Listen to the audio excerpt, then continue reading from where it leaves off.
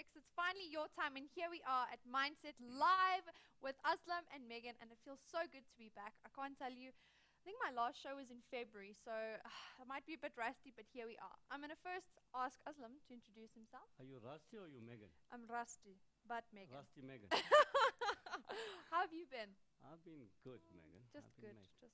Just getting going on, with the getting flow. busy. This is the busy, silly season for us at school. Why? Matric exams starting Okay. up and matric farewells are in between. So there's a lot of things A happening. lot of things happening. But can I tell you what else is happening here? Oh, yeah. You guys could win yourself a Chevy Spark, 1 out of 4 of them, because the competition is closing soon. So I'm quickly going to tell you about the competition we have. It's Be a Bright Spark. So all you have to do, 3 simple steps, nice and easy. Number 1, buy yourself a K53. They're really not bad. They have awesome pictures in here that show you what cars look like inside. They have all the road signs. Aslam, you used one, right? Yeah. How long ago? I don't know how long ago. But I used one for my learners, so you guys need to get one, or you can download it from the App Store, which is the Samsung Galaxy App Store. Nice and easy, that's all you have to do. Secondly, go to our Facebook page, facebook.com/Learn Extra. Then you click on the tab that says Win a Chevy Spark L. Then you click that, get the entry form, fill it in, and then share it with your friends, and you get an automatic another entry. Isn't that easy? Too easy. So then you could win yourself 1 of 4 Chevy Spark L's. So please get entering, and I beg of you, because you could win yourself a fantastic car, all here from Mindset Learn Extra. So what are we doing today? Today we're just going through all the prep papers Okay. that we have in our possession. So we're going to review prep paper 1. Okay, fantastic. Let's get reviewing prep paper Are we 1. ready? Mhm. Thank you, Megan. Welcome, Mindsetters, again. All we are doing is we are revising questions that are relating to topics tested in the various prep exams, paper 1. Your province may not yet be with us. We don't have the paper, but we will obviously have it sooner or later, and then we will look at that as well. You probably wrote a prep exam already. You should have by now seen your actual scripts, your answer scripts. You should have seen where you went wrong, and you should be brushing up and fixing the problems that you had. And we're trying to help you with those problems today as well. So we start with a challenge question as usual. And here, a little question with a twist. You say a botanist wanted to investigate the effect that 2 plant hormones, A and B, had on germination of seeds. That's the clue there. And we're looking at hormones. And we only learned 3 hormones: auxins, gibberellins, and abscisic acid. Just remember that. He allowed, now notice any investigation question in exam takes the following form. They give you an opening sentence or sentences, thereafter followed by a few bullets where they explain exactly how this experiment or investigation is done. So it's easy for you to read. So he allowed lettuce seeds to germinate. He then measured the concentration in nanograms per gram of each of the 2 hormones, A and B, in the seeds over a period of 40 days. His results are shown in the table below, and this is posted, Megan, on the web already. On Facebook. It's already on the page, so I'm not going to read the whole table with you. This is the story. Notice independent variable here, time in days, which we were in charge of. We could look at different days. We could change that. But we could not change concentration of hormone A or concentration of hormone B or the percentage germination of the seeds. It was not in our control. These are all dependent variables. Describe the relationship between the levels of hormone A and percentage germination of seeds. In other words, look at that specifically and that. Not this, not that. A and germination. That's 1. Second one, use your answer in 1.1 to suggest which hormone is represented by A. That means name the hormone. And I gave you the names of the 3 hormones that you got to choose from. And last, why did you choose that particular hormone? So you got to give a reason for your answer in that. I'm hoping that you are observing the question and it's on the page. So that one we're going to take in our last session, and let's see how many of you can give us that answer. let's now start with the actual revision. And we move with question 1. Adapted from paper 1, Gauteng Prep 2014. Study the diagram illustrating a neuron and answer the questions that follow. So what have they done here, guys? They've given us a diagram there of a neuron. They did not tell us whether this neuron is a motor neuron or a connector neuron or a sensory neuron. I want you to understand that for your studies, you need to know the differences between a sensory neuron and a motor neuron. I must also tell you that when you're learning the sensory neuron and the motor neuron, there are certain common factors that are found there. 1, they both have cell bodies. 2, they both have dendrites. 3, they both have axons. 4, they both have myelin sheaths. And 5, they both have cell bodies, nucleus. So whether you're doing a motor neuron or a sensory neuron, those labels are going to be similar. First question says, what type of neuron is represented here? And because of the multipolar effect there, we call this one a motor neuron. Provide labels for A, B, and D. A, dendrites. B would be the nucleus, and D is pointing to this structure that's inside here, and therefore it's a curly bracket there, so that is the axon. Many people label that as the myelin sheath, whereas C is pointing to the myelin sheath. So that's our labels. Provide the letter and the name. Again, instructions for this is provide the letter and the name. Many learners either give the letters only or the names only. You lose half the marks in that case. Okay? Which one? A, the one that transmits impulses to the cell body. From here, which one? Here's the cell body. Which of these things send messages to the cell body? These guys here, all of these guys here. And that's A. And we labeled that as a dendrite earlier. So the answer is A, the dendrite. B, transmits impulse away from the cell body. A for away, A for axon. So that would be D, the axon. And where are we now? Degenerates. This is a little bit of a tricky question, but not so bad. Degenerates, that means it gets worn out when a person has multiple sclerosis. And the answer for this one would be C, the myelin sheath. What happens during multiple sclerosis is that your immune system fights your own nervous system in such a way that it gets rid of the myelin sheath here.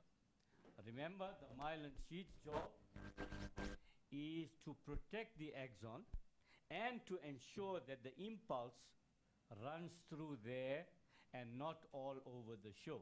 So if the multiple sclerosis affects this myelin sheath, it takes away the insulating effect. The impulses start going all over the way. So that's not a good thing. Good. That takes us to the next question. And here we're dealing with environment. Spotted ticks are pests of strawberry plants. Yellow mites feed on the spotted ticks. Ecologists have investigated the use of yellow mites to control the spotted tick population. They released yellow mites on strawberry plants infested with the spotted ticks. They then recorded the percentage of strawberry leaves occupied by the spotted ticks and by yellow mites over a 16-week period. The results are shown in the graph below. Here's our graph. Heading, percentage of leaves occupied by spotted ticks and yellow mites over a period of 16 weeks. Our y-axis or independent variable, percentage of leaves occupied, and our x-axis or independent variable, the time or weeks that we are investigating. We needed to read the graph, name the method of controlling pests used in this investigation. And that is obviously biological control.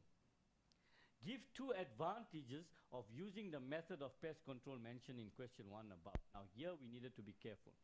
Many of you gave the answer that the strawberry plants are saved. That's not the advantage, that is the function of this thing. This is why we're using it. But when they say advantage of this method, what does that suggest? It means you've got to compare it to other methods and say, why is this one better? What are the 3 methods that we look at? Biological method or biological control, chemical control, or mechanical control. Biological control and mechanical control are not the same. Biological control is when you use an organism which is a predator of another organism to get rid of it. That's biological control. Chemical, easy. Psst, we spray and we get rid of the pest. And mechanical, also easy. We go there, if it's a plant, for example, and we uproot that plant and we take it away from there mechanically. We can use machines or we can do it ourselves. If it's animals, we go there and we remove those animals from there. So mechanical. Understand the difference. Now here we want the advantage of biological over the others. First of all, when we put this pest, generally it will be specific to one pest only. It won't affect anything else. Chemicals, when you spray, it's going to cause problems for the others. It only needs one application. That means you only have to do it once, and then after that it will reproduce on its own. You don't have to add more all the time. With chemical, you have to spray today, tomorrow, the next day. Mechanical, you have to pull out today, tomorrow, the next day. It's more economical because it is not labor intensive. That means once you put these organisms there, you don't have to do anything. They do the thing on their own. Pests do not develop a resistance because they're being eaten. It's a predator-prey relationship. They can't become resistant. Does not leave chemical in the environment, so it's not going to leave chemicals in the crop, etc. So there won't be a degradation of the environment. So it's environmentally friendly. Identify the dependent variable in this investigation. We spoke about it already. Percentage of leaves occupied. What is the percentage of leaves occupied by the spotted ticks at 2 weeks? Go to the graph. If that is 4 weeks, then halfway is 2 weeks. And we want to know spotted ticks, so that's the dotted lines. About there, we're going to go up there, and it's this one here. Go across there, that's about halfway, so it is 3%. Your answer should be 3%. Remember, you're going to use a ruler to what I just did, to do what I did. You can't just pull your lines across because you'll get the wrong answer. Describe how the percentage of leaves occupied by yellow mites changed between weeks 3 and 12 of this investigation. The easy answer, you can say increase or decrease. But look at the mark allocation. There are 3 marks for this thing. And the word, the verb, it's described. So in other words, you have to start from the beginning and move with it. And as is shown in this answer, it first increases rapidly between week 3 and 8. It reaches a maximum of 8% by week 8. You would have said one of those 2 things. Thereafter, it starts decreasing. So we started by saying it increasing, that's your first mark there, and you're giving the time frame. Then it starts decreasing, and you're giving the time frame given there. And last, it then remains fairly constant between weeks 10 and 12. So you got 3 areas for 3 marks.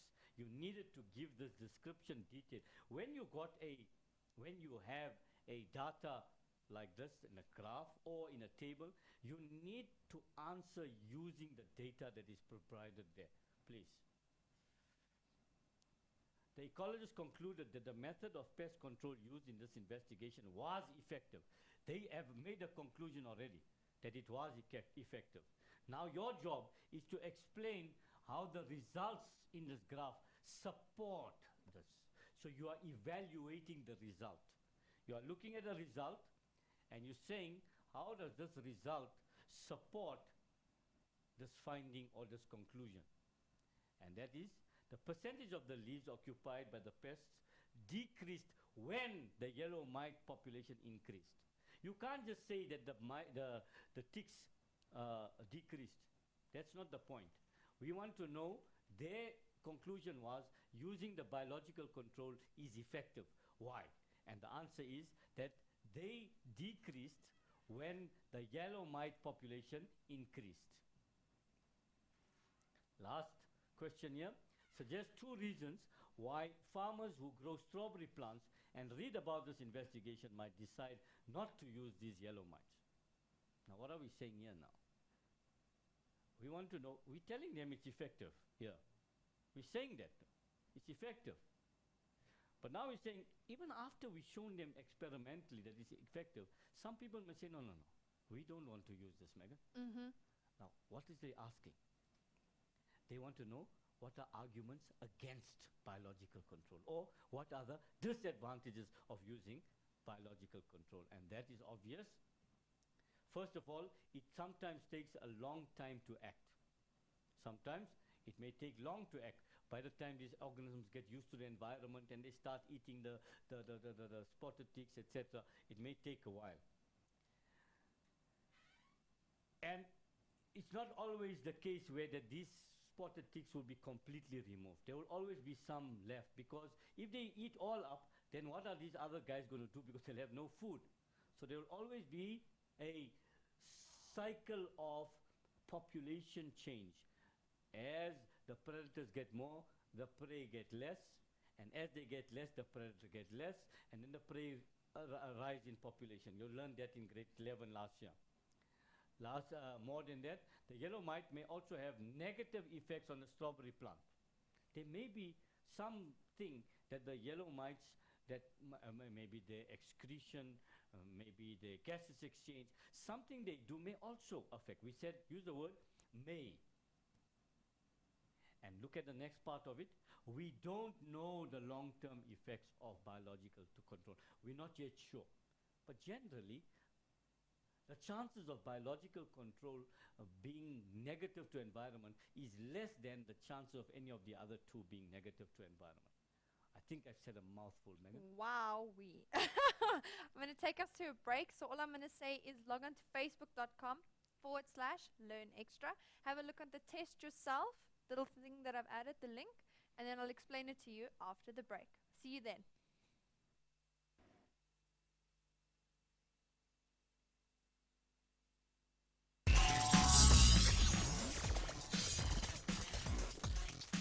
Welcome back, grade 12. So I hope you had a good break, and I told you to look on the Curio because it's facebook.com/learnextra, where you test yourself and you log on to Curio. Everything has been posted on Facebook for you, so there's nothing to worry about. But I have a surprise for you here in the studio. So 2 surprises if you watch the grade 11 show. But now we're watching this show, and we have 2 guests here. Please introduce yourself, boys. Okay, hi.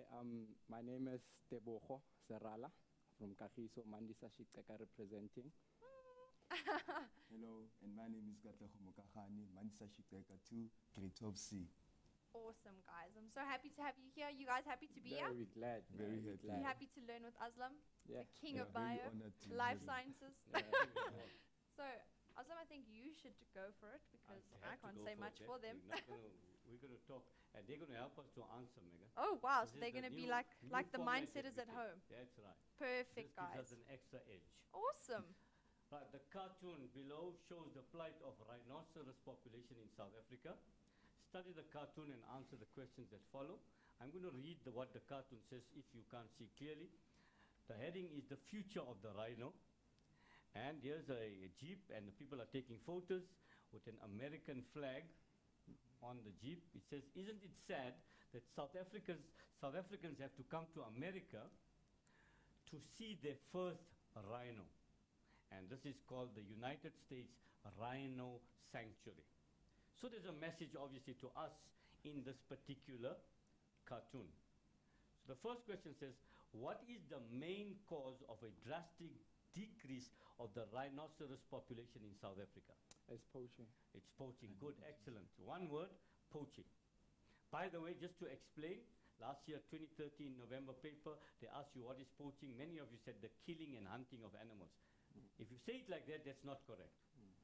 What is the word is missing? Culling. No. poaching, when you're explaining poaching, if I say it's the Illegally. killing and hunting, is that good enough? It's not good enough. I'm saying so. What's missing? Illegally doing it. Illegal. Good, excellent, guys. It's the illegal killing and hunting of Of organisms, either for their body parts or for the whole animal. It doesn't matter, or the plant or whatever. Poaching means it's done illegally. Yeah. It's important that you put those two words together. Excellent. Right. Explain the future chances of survival of the rhinoceros population in South Africa as depicted in the above cartoon. So what are they telling you about the future of rhino in South Africa? They're going to extinct in South They're going to become Extinct. extinct in South Africa. You must talk loud, right? They Yes, are sir. becoming Extinct. extinct in South Africa. So the unprecedented rise in the poaching of rhinos would lead to the extinction of the species. That's what they're telling us there in the near future. And therefore, one will have to travel outside South Africa to go see a rhino. Yeah. Okay?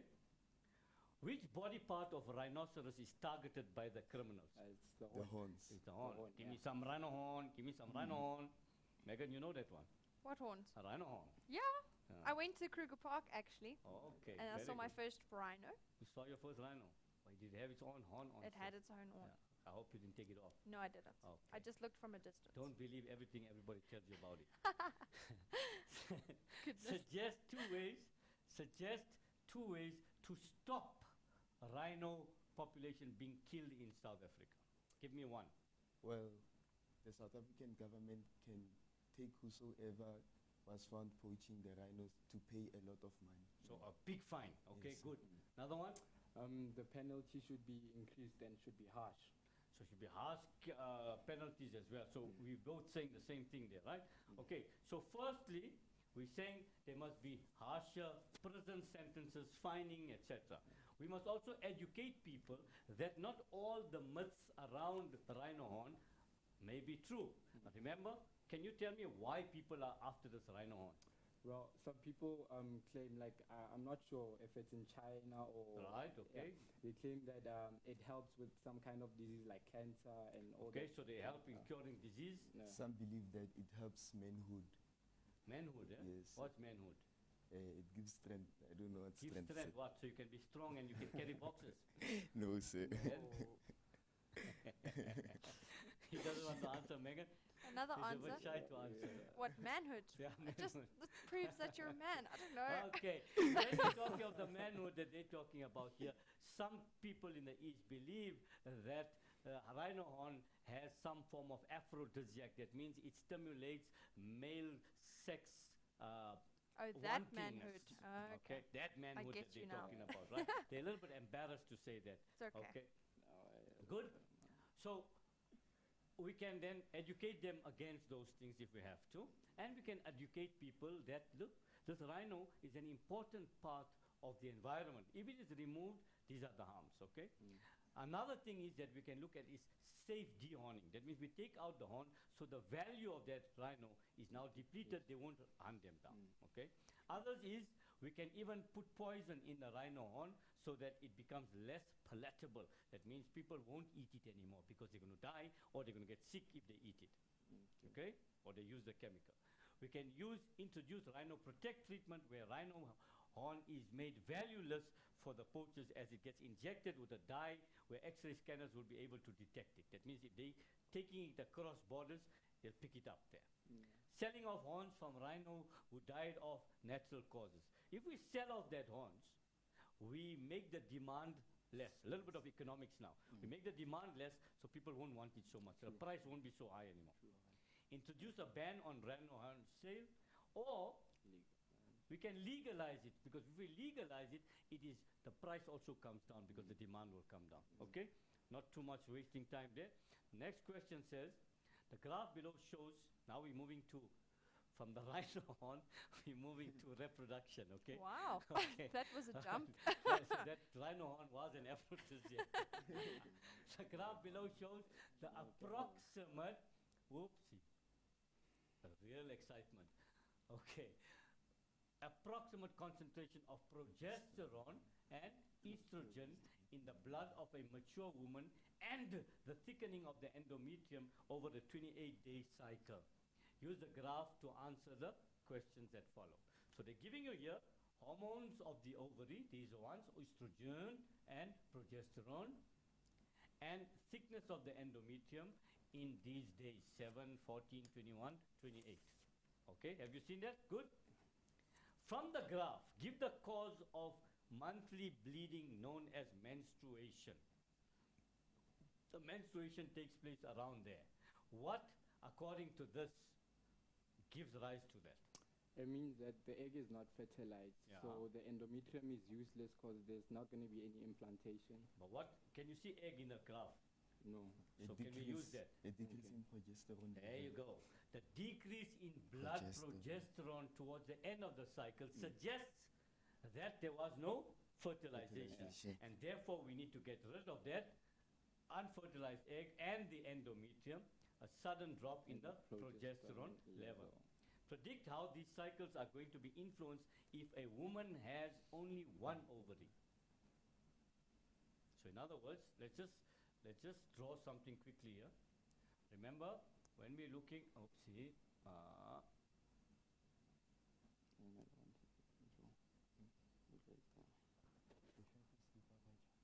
there, and we have an ovary there, and we have an ovary there, and for some reason, woman doesn't have one ovary. How will the cycle be interrupted, or how, I've given you some of it already, how will it change? It means that it won't normally happen as like the 28th day. You know, it will skip months or probably a week or something already. Good, very good. That means it won't happen every month, it will happen every second month. That's the bottom line, that's the idea, right? So menstrual ovulation will take place once every cycle of 28 days.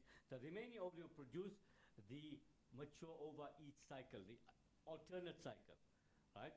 Some people, right now here, we need to now start debating the whole story here. Some people say, and here we can debate, one is that there's a misconception that each ovary takes a turn ovulating every other month. In fact, ovulation occurs from whichever ovary has the most mature ovum for that cycle. So our theory of every second cycle now comes to an end. So we need to understand that. In some women, one ovary may ovulate significantly more than other. But if it doesn't happen in that month, it may skip in between as well. The fact that there's still one ovary means ovulation can still take place. Are we happy with that answer? Yes, sir. All right. Differentiate between the various stages of development of the follicles at numbered 1 and 2 of the graph respectively, giving their names and functions. The follicles now, right? Yes. So here, what will this follicle be called at this level? It's the Graphian follicle. Already? No, it's the primary. This will be the primary follicle, isn't it? Number one. Okay. And when FSH is secreted, what happens to this primary follicle? It will be stimulated It to become starts to develop, To isn't it? grow into a And- Graphian right? follicle. And here, it will be A Graphian the follicle. Graphian follicle, which is a mature follicle that has the egg. Egg. After day 40, what is the name of the follicle now? Corpus luteum. luteum. Corpus luteum. And its function? it secretes It progesterone. secretes progesterone. Very important. Absolutely good. Excellent, guys. You are very helpful. Right? So we've given our story there. Primary follicle has the primary oocyte, the Graphian follicle which has the egg, and we've discussed the others. It's got cut off there. Discuss the importance of the ovarian and uterine cycles, synchronized exactly for fertilization and implantation to take place. Now they're asking a bigger question, and we're going to just whiz through that one. First of all, ovulation takes place on the 14th day of the menstrual cycle. Remember, people, it doesn't mean that ovulation is going to take place exactly on the 14th day, because different women have different cycles. Megan, you should know that, right? Yeah, that's Okay. an atypical woman. Okay. Typical woman, exactly. Typical. You said it, I didn't. Yeah. Fertilization usually takes place in the fallopian tube. It takes 5 to 7 days for the embryo to reach the uterus. If the endometrium is not thick enough, implantation of the embryo will not occur and the embryo will die. Now let's understand what we are saying here. They want to know why must these cycles be synchronized. First of all, this is when ovulation takes place, they're telling you. And then fertilization takes place. But before this fertilized egg reaches the uterus must be ready. Mm. President Zuma phones Ilangeni Hotel in Durban. And he says, I am coming to visit you next week Friday. What must happen before he gets there? Must be prepped. There must be preparations, isn't it? Housekeeping, they're going to make sure that they're going to shine every lamp in that room. Everything is going to get ready there. Huh? You agree? Yeah. Yes, Right, sir. so they must, all this preparation must come. What if he doesn't, he phones, he was supposed to be there at 7 o'clock, 5 to 6 he phones, he says, sorry guys, I'm not coming. Aish. They're going to be upset, isn't it? Yeah. Yes. Yeah. So if I'm the housekeeping, I'll go by that room and I'll take the sheet out, I will throw it away. It's taken in your body, that's what's happening. All the time. Every month, Every month. this endometrium, housekeeping, It's they are angry. getting ready for fertilization. Just goes. And now fertilization doesn't take place. Yeah. So progesterone levels go down Increase. and menstruation follows. Okay, we'll talk about that later again. Very good. We don't want to get into too much detail. Explain why, if the corpus luteum remains after fertilization is occur, no new follicles will be produced. If the corpus luteum, that means two things are happening here. Firstly, fertilization has occurred. Secondly, the corpus luteum remains. What did you tell me earlier about the functions of corpus luteum? It secretes progesterone. Progesterone. Good. That's why I want to keep that there. What does progesterone do? It will Maintains the lining of It the maintains the lining. Good. But at the same time, indirectly, it also has another effect on another hormone. It inhibits FSH. It inhibits production of follicle stimulating hormone. FSH. Good. Follicle So what they stimulating say? No new follicles will be developed. Produced. Why? Because Because of if high corpus levels luteum of is there, progesterone. progesterone level will be High. high and FSH will be low. Low. This is known as negative feedback Feedback. in reproduction. Good. So the progesterone produced by the corpus luteum inhibits the formation of FSH. Thus, if there's no FSH, follicle stimulating hormone, there will be no more follicle stimulated. Remember, if it does happen, that it's waste, Megan. Yeah. Remember, when you are born, when you were born, I had a the number certain of amount eggs that you eggs. have in your lifetime have been determined. Yeah. So therefore, if you're pregnant, in that time there mustn't be any eggs ovulated because that would be waste. Because you already got a cake in the bun in the oven. Right. We don't want others to come through. Cake in the bun. Okay. Cake in the bun, eh? Okay, very good guys. We're doing exceptionally well. Okay, now that we spoke about the women, Women. Megan, Now now it's we're my going to talk turn about to the boys. Now it's see time, your males. time to have a dig at us. The diagram below shows the structure of a male reproductive system of the human. Study the diagram and answer the questions that follow. This was from Limpopo, by the way. Okay, there's a diagram. Give labels for A and C. So we start with A. A is this gland here, and C is this gland here. Easy to remember here. Always look for the one in the middle. The one in the middle, this one here. The big one is the Prostate. prostate gland. And the others are seminal Vesicle. vesicle.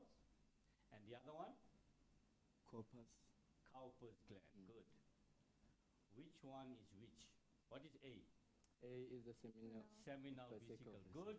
And C would Must be the corpus. Cowper's gland. Some textbook call it a very big name, bulbourethral Urethral gland. gland. Yeah. We are happy with Cowper's gland. Okay? We don't want to get fancy. Bulbourethral gland, right? So the seminal vesicle. State one function of the secretion from part labeled B. B, we already told you what was it? The prostate gland, all right?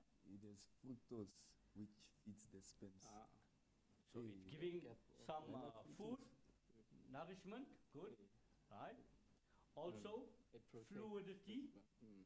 so that means it adds liquid so the sperm can swim, and Protect. that will go there as well, and more importantly, it has some alkaline, so it will neutralize the acid of the vagina. The vaginal area has lots of, it is acidic, its pH is low. So what can happen is when the sperms get to that area, they will be killed Yeah. with the acidity, which sometimes may be a good thing. All right? Agreed. But in terms of survival and reproduction, we not don't good. want the sperms to die. So therefore, what the sperm does to counteract that, it goes to the vagina with alkaline that it gets from these three glands, and therefore the alkaline will neutralize the acid and the sperm can survive. Say the letter of the Oh, part so that male vesicle transports going sperm fructose. from the epididymis. Right? This is the epididymis here. Which part is transporting sperm? You can see clearly in the diagram, it's this one here, D. and the letter is D. Remember here they're only asking for the letter. Produces the male hormone, E. E. The testis, good. And name the structure where meiosis takes place. Also, The testes. E. What's the answer? E. Testes. Aha, let's go E. back. Megan, what's your answer? E. No? Testes. Yeah. Yours was correct. Because what did this question The say? structure. Name. The Yeah. letter. The letter. No. That Ah, one. Name last the one, structure. the back. It's testes. Ah, yes, Yes, yes, God. yes. It says name the structures, while these ones said give the letters. The letter. Be very careful, learners, because the same mistake, we want us to make those mistakes here. Mm. Why? So that we can all learn from those mistakes so we do not make the same mistakes. Two things in this instructions. Letter only, letter and name, and sometimes they say label, here, where was it? Label A and C. How many labels? There were plenty here. A, B, C. So you could have labeled A, B, C. You would have still got your 2 marks because you would have had A and C. And if they were correct, you would have got 2 marks. But what if it said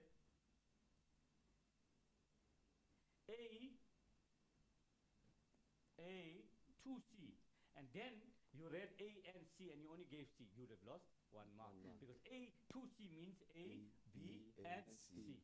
So be careful with that instruction or those instructions because they can lead you astray. I have led you from the vagina into the urethra and the testes. Now let's lead you to a break. Fantastic, Aslam. So I'm going to take you to a break, but before that, I'd just like to talk about the Test Yourself with Casio. You can win yourself a calculator. All you need to do is go to Q&A on facebook.com/learnextra. You register, they'll send you an email, an SMS just to confirm. You use the curio code that I've posted on Facebook already. Answer all the questions. I'm specific about this. All the questions. Submit, and voila, you'll get instant feedback. See you after the break.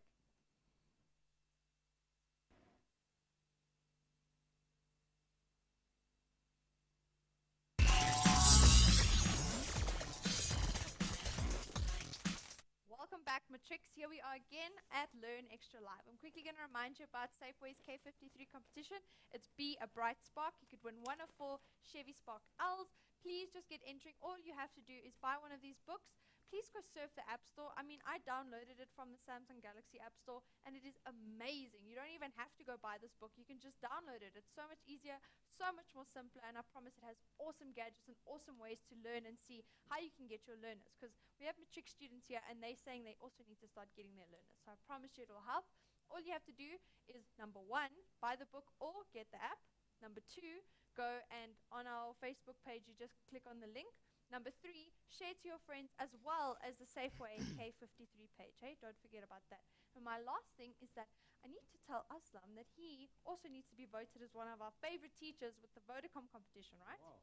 All you have to do is go to Curio. That's how you enter. You can win Vodacom airtime, or you can win a Sonia Xperia L. And all you do is enter, like I said, vote for your favorite teacher, Team Aslam, and then you share the competition details with your friends. Team Aslam, right? Who are you voting for, man? Team Aslam. And you guys? Team Aslam. Sure. You said this on national TV, so I'm going to go and check. Just saying. Yeah. Okay, let's Okay, go back. We're going to go back to the challenge question first, guys, before we forget. I'm not going to read the whole thing again. First of all, they say describe the relationship between the levels of hormone A and the percentage of germination of seeds. Let's look at it.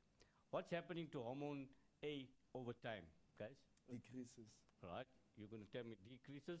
And what's happening to percentage germination in that time? It's increasing. It's increasing. So our relation is as the level of hormone A decreases, the percentage of germination of seeds increases. That's how you have to explain that one. The next one says, use your answer in question 1 to suggest which hormone is represented by A. Now, first of all, what's happening? When this one decreases, hey, it causes the germination of seeds to increase. So the hormone has to be Abscisic acid. abscisic acid. Good. What were they actually testing? They were testing your knowledge of the function of abscisic acid. Why? Because abscisic acid puts plant seeds into dormancy. It doesn't allow the plant to seed to germinate. Why? Because the conditions are still not right. So as time is going, as the season is progressing, the amount of abscisic acid decreases, and this is telling the seed, hello, time is getting good, so start germinating. All right. While gibberellin, on the other hand, promotes Germination. germination, abscisic acid Hinders inhibits it. or So that's what this question was asking you. Explain your answer. I've done that already, okay? Yes, Good. sir. So that was the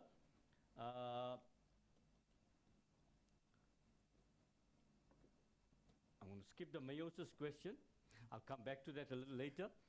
The photograph below shown below was taken while a person was chased by a hippopotamus. Please don't get confused with the rhino now. We're not talking about the rhino. Rhino is Different finished. That animal. story is over now.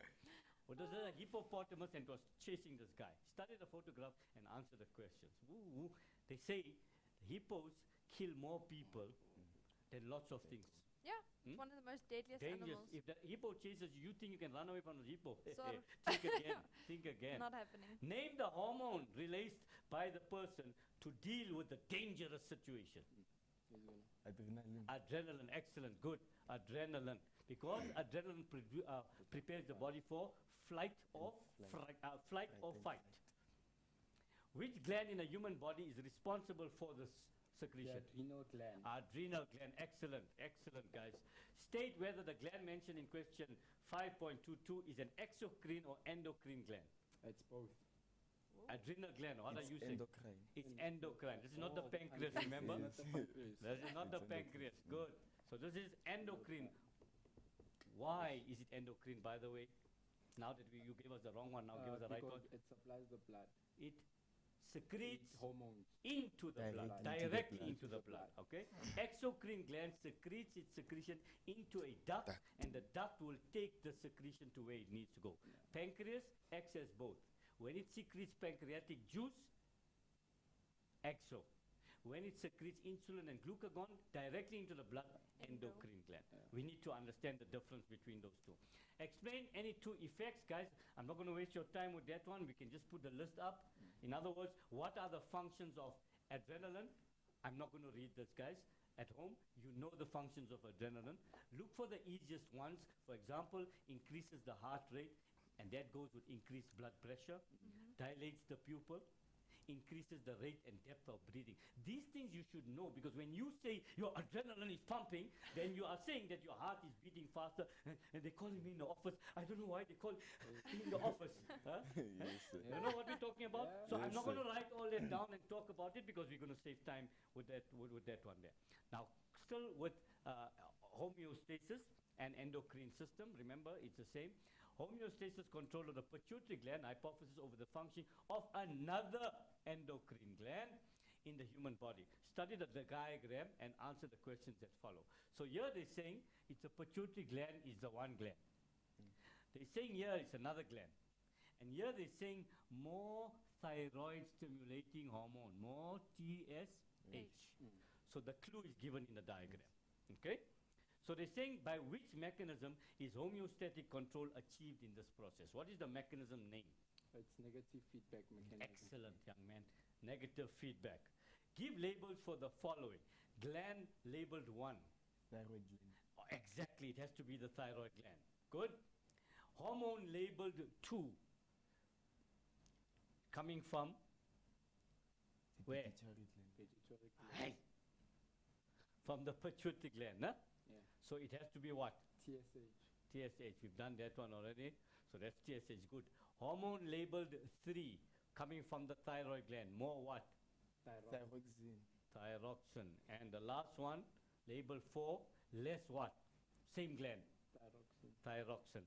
So in other words, you guys here, Megan there, and all the viewers, this diagram is showing you the negative feedback mechanism. If there is less thyroxine, the pituitary gland secretes more TSH, which will stimulate the thyroid gland to secrete more thyroxine.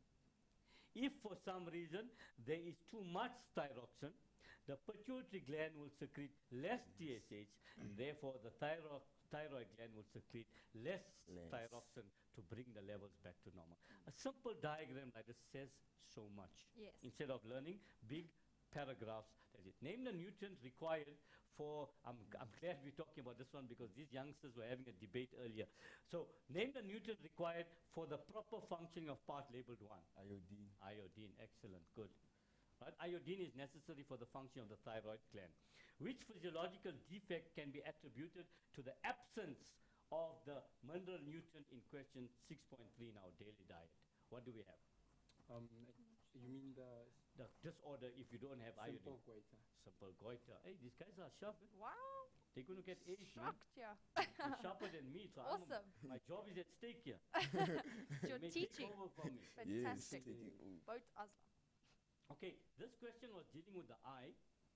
I'm not looking at the investigation side because we're running out of time. So we will go straight to the table. This is where I want to be. The table below shows the diameter of the pupil when the light was placed at different distances. So they moved the light from position 1 to position 7, which was closer, and this was further. But remember, we're not talking about distant and near vision, we're talking about light. When we're talking about light, what are we talking about? What mechanism? Pupillary mechanism. Pupillary Remember that. mechanism. When we're talking about light, we're talking about the pupil.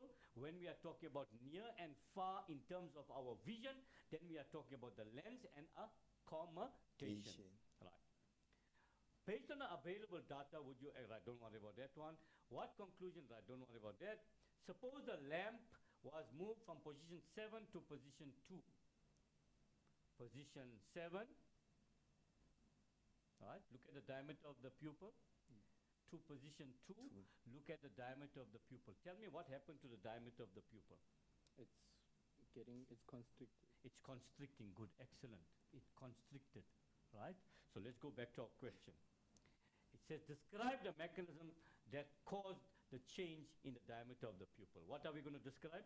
The pupillary mechanism. In what conditions? In bright conditions, because you told me it was constricting. Good? So the circular muscles will contract while the radial muscles will relax. As a result, the diameter of the pupil will decrease or the pupil constricts, allowing less light entering the eye to protect the eye from damage of too much of light. Clear? Remember, for bright light, try to remember the following. BCC. B for bright light. In bright light, the circular muscle will contract. And obvious, if the circular muscles contract, what does the radial muscle do? It relaxes. It relaxes. Why? Because they are antagonistic to each other. So you don't have to learn both. And for dim, DRC. In dim light, the radial muscles contract and the circular muscles relax. You know that in dim light, you need more light, so the pupil must dilate. And in bright light, you need less light, so the pupil must constrict. Yeah. That part you know, that's the easy part. This is the hard part to remember this thing. And remember here, try and include here circular muscles of the iris, because you have circular muscles in other parts of your body as well. Although it's obvious, but please try and name the process. We've spoken about that already. It's called the pupillary mechanism or reflex. We want to plot a bar graph just to show you what a bar graph looks like. Remember, you must have a heading, 1 mark. You must have the y-axis with the unit and the correct intervals here. You can't make this 1, make this 3, make this 6, make this 5, 4, and it must be equidistant apart. Your bars must be the same width, and the distance between 2 bars must be the same. Plus, you must have a label for the x-axis. If there was distance, then you would have put the distance, the unit. In brackets. To get the 1 mark there, and then you must plot the graph. Remember, in a histogram, it's very similar to this, but then the bars will be connected like that. That will be a histogram. A pie chart, a circle with your divisions. Remember, that's not much of a pie chart that I've drawn there. You must have a compass. You must have a protractor. I've been marking some tests where children, I can't understand, at grade 12, they can't measure angles. That's a big worry. Either that or they did not have protractors. Protractors. You cannot go into exam without a protractor. Okay. Good. Right, that brings us to an essay question very quickly. Describe the role of the ear in hearing and maintenance of balance. I'm going to just open the answer to make our life easy. Remember, you start off higher up. First of all, we must capture the sound waves. Sound waves are captured by the pinna and they go to the auditory canal, where they cause the tympanic membrane to vibrate. That's the first part. From there, the vibrations are transferred to the ossicles, hammer, anvil, stirrup of the middle ear, which transfer the sound vibrations to the oval window. The oval window now sends the message to the inner ear. Don't worry about perilymph and vestibular canal and so on. You will say then that the vibrations of the sound waves, now not vibrations, the pressure waves created here stimulates the hair cells of the organ of Corti, which convert the stimulus to an impulse and sends it to the auditory nerve, and then it is gone to the brain where it is interpreted. Any excess pressure waves are absorbed by the round window. That's all you need to know there. You don't have to give too much of detail there. Okay. Right? In terms of balance, you must be able to talk of the sacculus and the utriculus and the semicircular canals. That's what you need to do there. Any questions that we need to answer there? No, not at the Nothing? moment. Very good. Nope. Excellent. We're doing excellent. Doing Okay. fantastic. We got another question here where it says homeostasis is the maintenance of consciousness. This is a Gauteng one. They're telling you discuss the process and mechanisms that are involved in thermoregulation and osmoregulation. Thermoregulation, temperature; osmoregulation, water.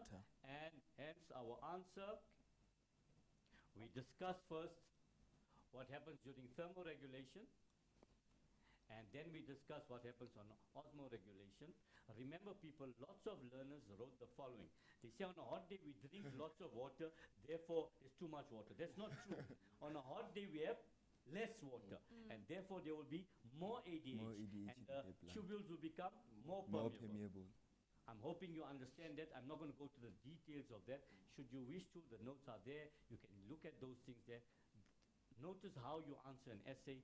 Notice how you answer the other questions as well.